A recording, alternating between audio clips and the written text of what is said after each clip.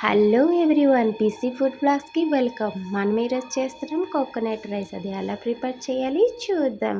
మీది Sunday special ఏంటి comment చేయండి. నచ్చితే లైక్, కామెంట్, షేర్ చేయండి. ప్రిపేర్ చేసింది కొత్తిమీర, ఎల్లుల్లిపాయల పేస్టు, ఉల్లిపాయలు, బిర్యానీ మసాలా, కాజు, క్యారెట్, పచ్చిమిర్చి, ఉప్పు. ఇది పక్కన పెట్టుకొని చూడండి, అంత చిన్న ముక్కలుగా కొబ్బరి ముక్కలు కట్ చేసేసి మిక్సీ జార్లో వేయాలి. మిక్సీ జార్లో వేసి కొద్దిగా వాటర్ యాడ్ చేసేసి మిక్సీ పట్టాలి.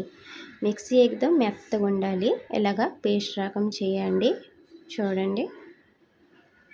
తర్వాత ఒక బౌల్ తీసుకొని దాంట్లోన ఒక కాటన్ క్లాత్ తీసుకొని తర్వాత పేస్ట్ చేసాం కదా, అదిగా కొద్దిగా పేస్ట్ ఫిల్టర్ చేసుకోవాలి. కొద్దిగా ఫిల్టర్ చేసుకున్న తర్వాత చూడండి ఎంత చక్కగా వచ్చాయి కోకోనట్ మిల్క్. తర్వాత నేనైతే 5 లీటర్ కుక్కర్ తీసుకున్నాను. 2 స్పూన్ ఆయిల్ వేసి ఉల్లిపాయల పేస్ట్, బిర్యానీ కాడా మసాలా వేసి కలుపుకోవాలి పచ్చి వాసన పోయినంత వరకు. తర్వాత ఉల్లిపాయలు, మిర్చి, కాజు, క్యారెట్ యాడ్ చేసేసి బాగా 6 to 7 మినిట్స్ దాకా అలాగా కలుపుకోవాలి.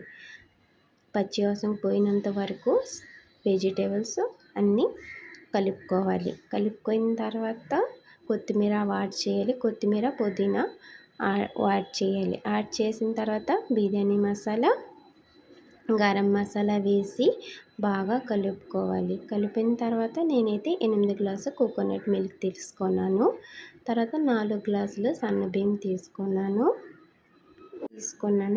వేసిన తర్వాత బాగా కలుపుకొని కొంచెం వాటర్ యాడ్ చేసి బిర్యానీ మసాలా వేసి మూత పెట్టేయాలి. అది లో ఫ్లేమ్లో 15 మినిట్స్ దాకా 2 విజిల్ వచ్చేంత వరకు అలాగా అయిపోయిన తర్వాత మూత తీసేసి మనం చేసింది కోకోనట్ రైస్ రెడీ. మీకు నచ్చితే లైక్, కామెంట్, షేర్ చేయండి. Thank you for watching.